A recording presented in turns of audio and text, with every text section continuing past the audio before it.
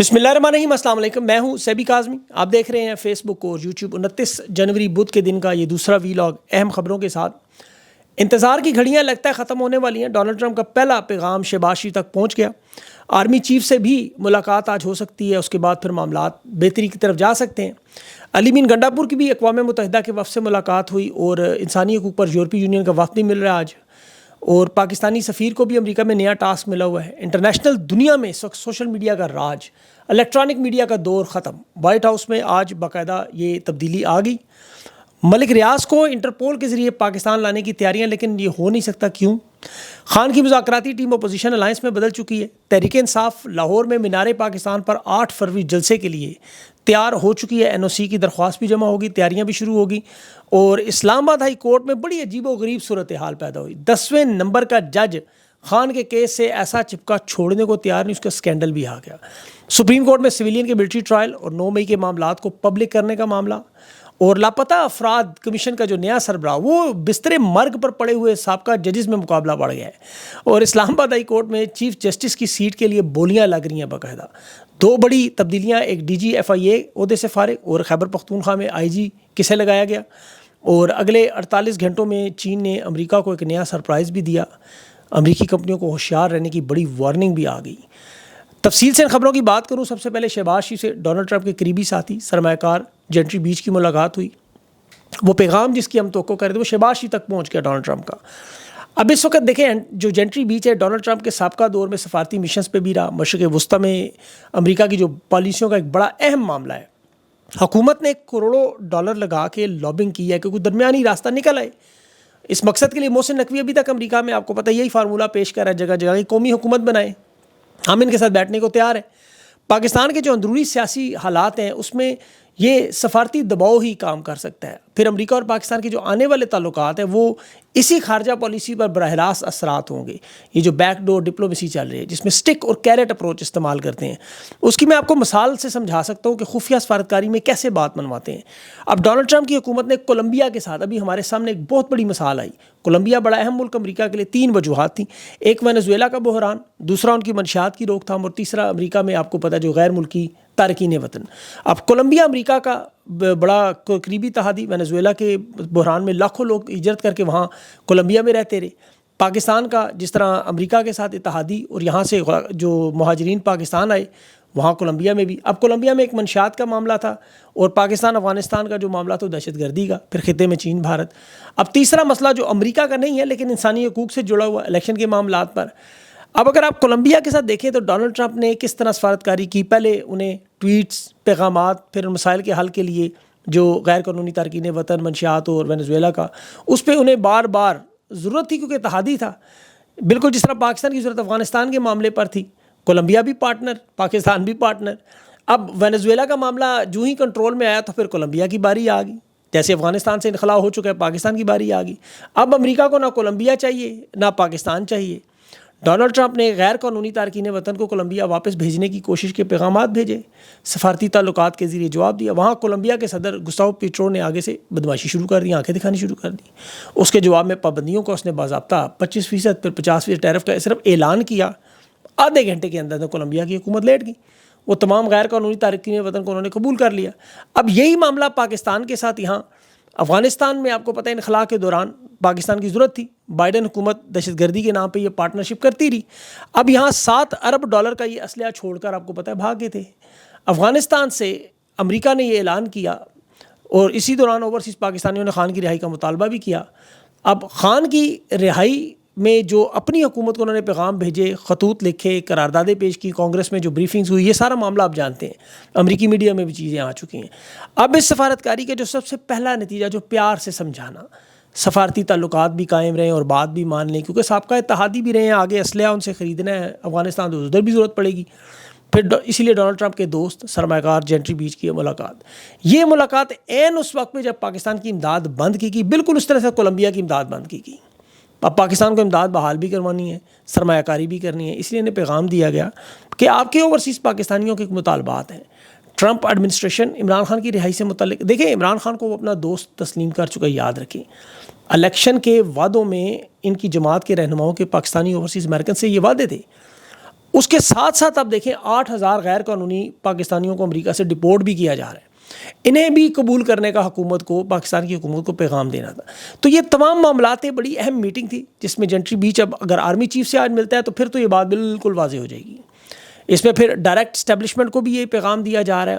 فی الحال تو یہ حکومت سے حکومت کی بات ہو رہی ہے. اگلے مرحلے پر جو اسٹیبلشمنٹ سے بات ہوتی ہے، اور میرے خیال میں اس میں ہو سکتا ہے بہت جلد آپ کو سینٹا کام کے جو چیف ہے مائیکل کرالا وہ بھی پاکستان کا دورہ کرتے ہوئے نظر آئیں. اب پاکستان کی اہمیت امریکہ کے سامنے ان ممالک کی خاص طور پر جہاں ڈونلڈ ٹرمپ کو خود براہ راست مداخلت کی ضرورت نہیں پڑتی.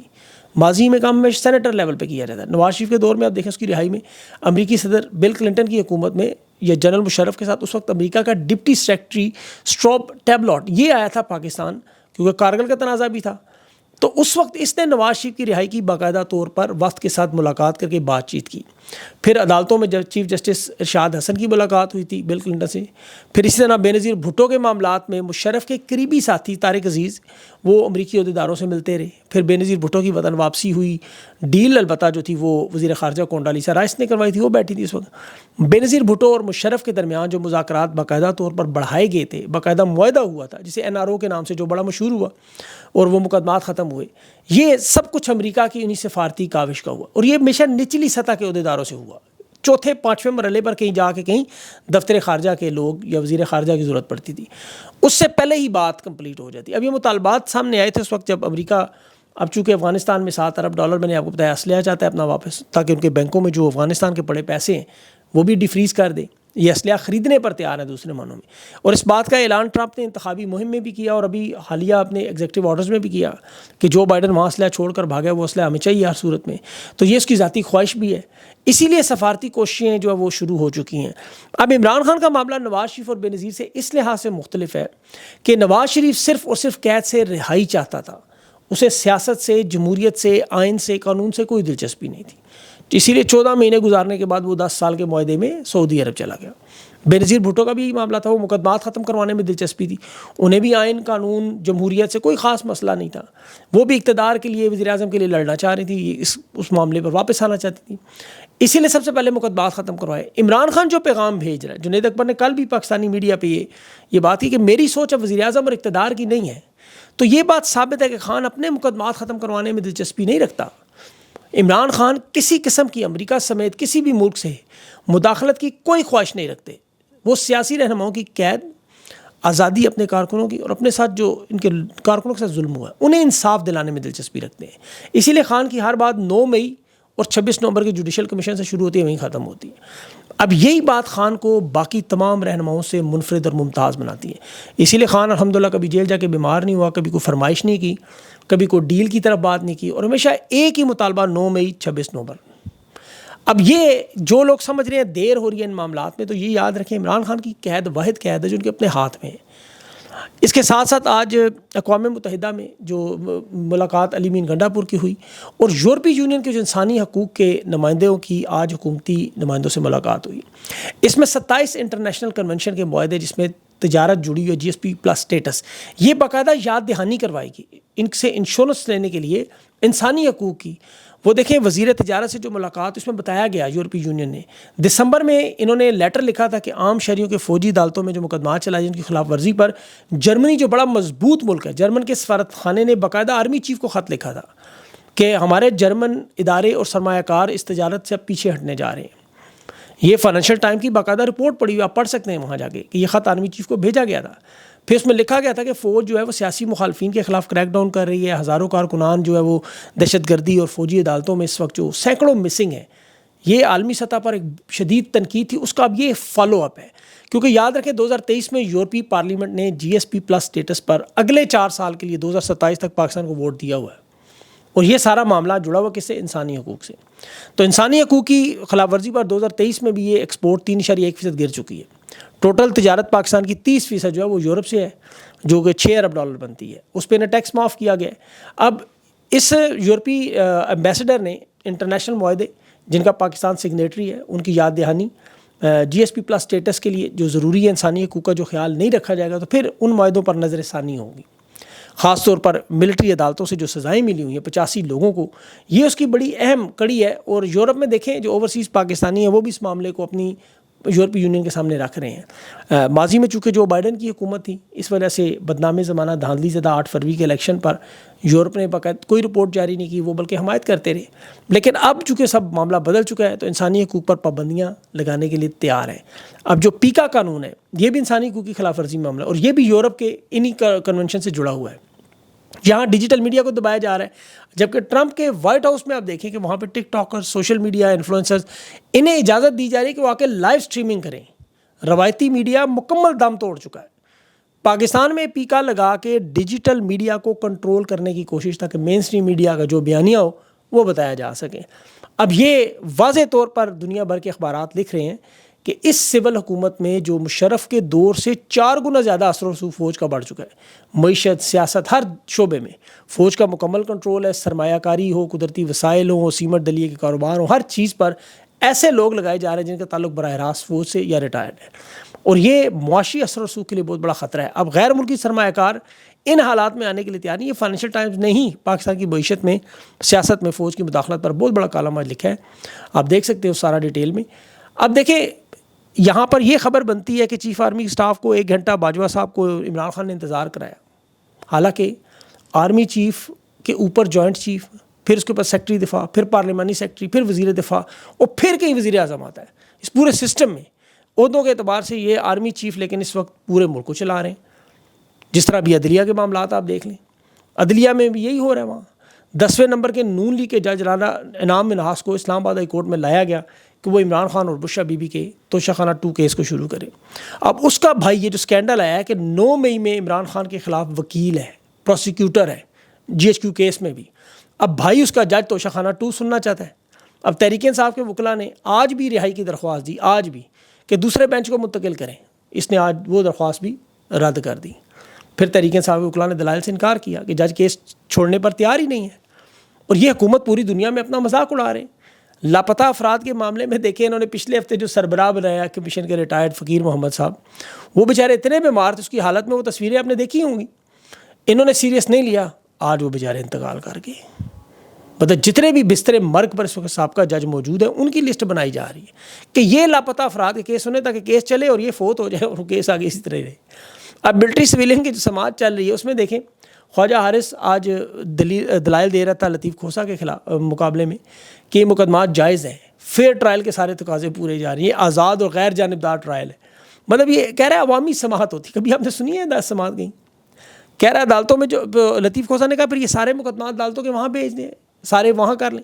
لیکن چونکہ جمال خان مندوخیل جیسے لوگ موجود ہیں, وہ کہہ رہا تھا ہمیں شک نہیں کرنا چاہیے, شک کرنا جائز نہیں ہے شرعی طور پر بھی. شرعی جب شرعی بات کرتے ہیں یہ بڑا عجیب سا ان کے منہ سے لگتا ہے.